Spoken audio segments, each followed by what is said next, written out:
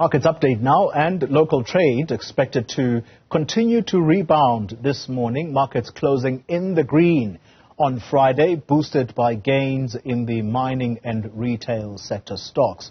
Well, the rand remains at around 19 rand 65 against the dollar. Carmen Mpelwane is Sanlam Investments Analyst there, and she joins us now for a quick update on how the JSE is faring in early trade. Carmen, good morning to you.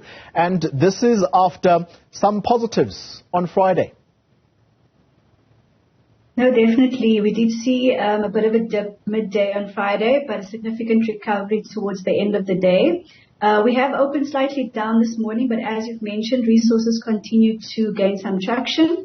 So definitely the market wasn't too shocked with the increase in the interest rates on Thursday, but looking for direction this morning in terms of global impact. Let's talk about the U.S., which has reached a tentative deal, should we call it. This is to raise the U.S. debt ceiling and avert a default that is threatening to send tremors throughout the global economy. Emerging markets like South Africa, how are they likely to be impacted by these developments? So we did see this morning Asia has seen some strength on the back of the announcement that a deal has been made in principle.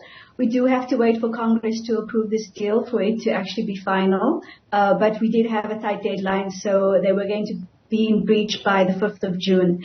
I think we've taken a collective sigh of breath, but we don't know what the details are. We do know the Republicans were looking to cut spending, specifically focused on education and social programs. So we have no insight into what the deal is that has been approved. But we do know if we did get a default, the US would have gone into economic recession, which would have had a reverberating effect on all emerging markets. Sure. Let's talk company news. Zeda publishing their interim results for the 6 months, which ended on the 31st of March 2023. Talk us through their numbers.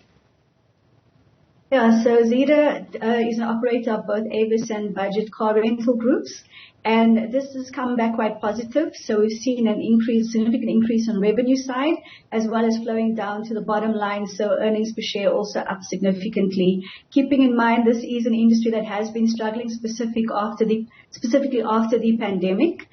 Still currently operating only at a level of about 27% of pre-pandemic levels, just to give you an idea of the low base that you would have come off on.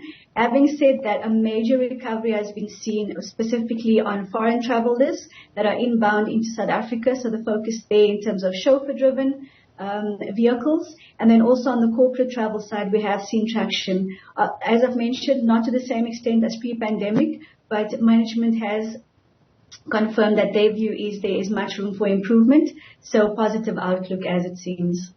Let's conclude on this interesting note. The Public Investment Corporation, PIC for short, is set to be backing a possible bid by the former CEO of Telkom, Sipho Maseko, for a 35% stake in Telkom. What do we know about the developments there?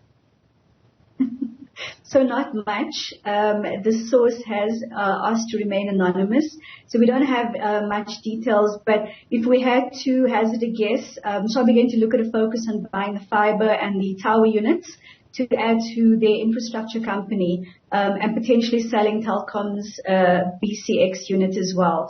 So Telkom is in a closed period at the moment, so no announcement or comment from them. But we're likely to see what their strategy is going to be to unlock value. That'll come on the 13th of June. Very interesting indeed. We shall await to see who the source is here. All right, Carmen Mpelwane, thank you very much for that markets update.